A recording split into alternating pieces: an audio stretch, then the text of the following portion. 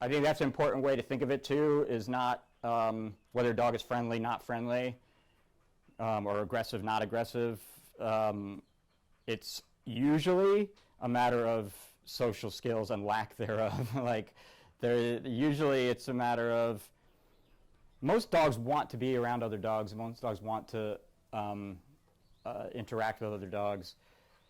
They just don't have the skills to do it. And so what we want to try to do is put them in positions where we compensate for some of their lack of skill, and keep things safe doing it. I think, to me, information is the most important thing. So just seeing the dogs and having some baseline of what I expect them to do, and preferably observe them off leash at some point before we even try anything.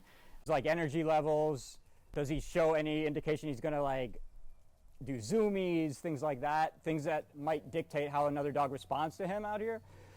And so that will trigger a lot of dogs. So like what I worry about with that behavior is if we put her out with a dog that's not that doesn't have that isn't desensitized to those sort of like different triggers, that'll cause like the other dog to react. So that's why I want to start with a dog that I'm pretty confident is going to be okay with that. For me, so much of it is trying to predict what it's going to look like when we have a dog out, and doesn't mean I'll be accurate, but I want to have some picture so that I have a plan around it, basically. I mean, he could be completely different once there's a dog out here, but it still gives me like if he was coming out here and just being like zooming around, then I know what to expect with another dog as well. It's really a game of making decisions of like, all right, let's try this, let's try this, let's try this, based on what we're seeing. Honestly, it's hard to give a good evaluation when you're just introducing to one dog anyway. You need to see several dogs, because even if you're doing it with a very socially perfect dog, well, then you got to see how they are because not every dog is socially perfect. Most dogs aren't. So the way we used to do it is, you try to get a dog with the socially perfect one, observe them in different environments with different triggers. If they're doing well, then we try somebody we think might be a little harder, or try somebody, or just try a different dog that might be similar, just to make sure that it's translating. And then as you're starting to stack different dogs, now you're seeing, well, this dog doesn't do well with this kind of thing, and you start to see the patterns, what they handle well. And they start to become more tolerant of obnoxious behavior the more they can be with other dogs, because every dog's a little obnoxious sometimes. Now the other thing is we don't want to subject these dogs to too much. So if Oliver has a hard time meeting two dogs, I don't want to use him for a third. I want him to have a good experience, and I don't want him to have like 4 bad experiences in a row. And we're going to take it slow. I'm going to try to keep her head turned towards me when Jitterbug comes out. And do you mind telling her to walk up that way? Okay. Hey. You could probably do a parallel walk without. Yeah, I'm not worried about it. I'm just saying if we go off leash. All right, I'm going to follow you. We're going to do a little mini parallel walk in the yard. Whenever I'm doing stuff in the yard with the dogs, I want to just be as neutral as possible. I'm not giving the dogs attention. I'm keeping space, so if a dog is deciding to stay near me, I'm walking, trying to keep things moving and keep things from getting tense and stagnant. Yeah, we'll walk out with her.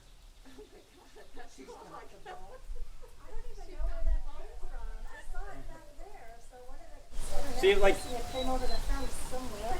When she's not, as she's being calm, she's able to chill. So actually, this was better than everybody's stats on there. Just a quick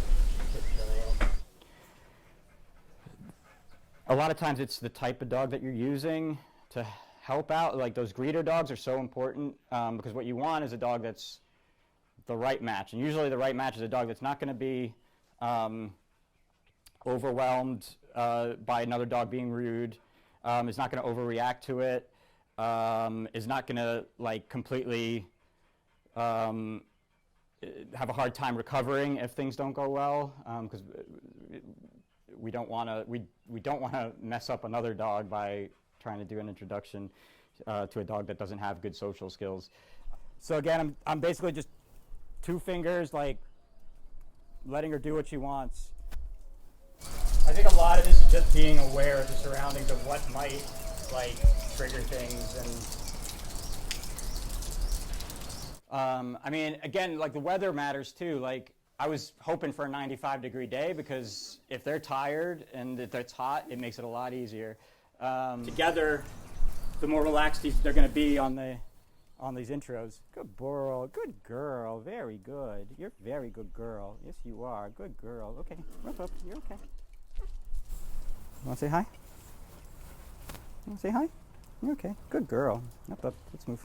I just didn't like what I was seeing there. Mm-hmm. You're okay. From her? So, well, I didn't really want him coming up to her at that point, and he was sort of coming out. He's handling it really well. I want her to get a butt sniff in again. Butt sniff. Good girl. Very good. Very good girl. Good girl. Very good. Very good. You are being so good. Yes, you are. You are being so good. Very good. Okay, let's go.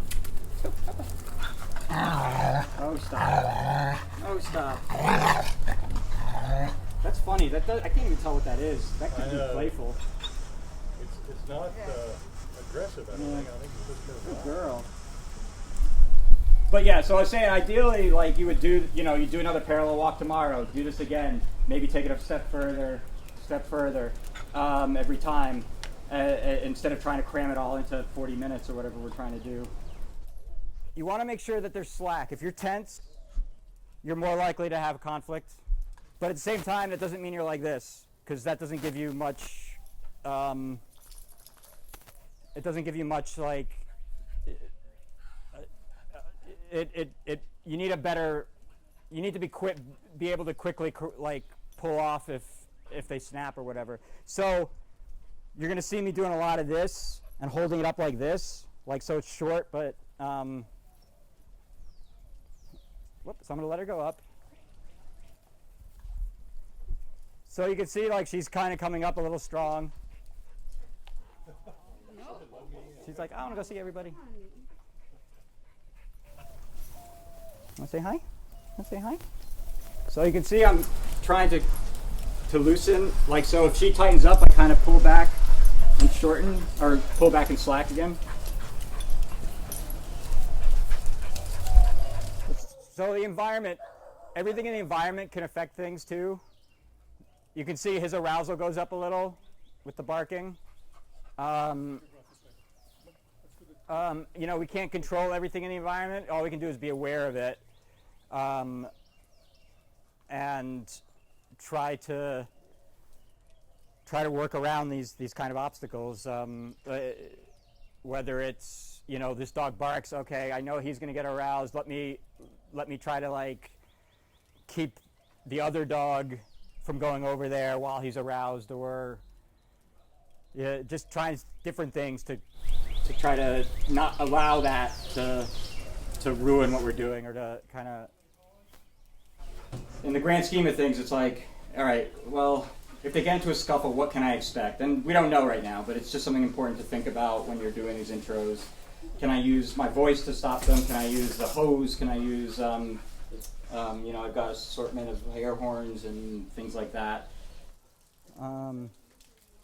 Also, one thing we don't have here, which I actually find really helpful, is for dogs that are not fence reactive, like fence introductions, I think can be really helpful, because they have a little bit more freedom to react, and you can spend some time with them adjacent to each other, meeting, as long as they're not getting reactive towards it, or if they are getting reactive, that you're able to interrupt it easily and they can recover.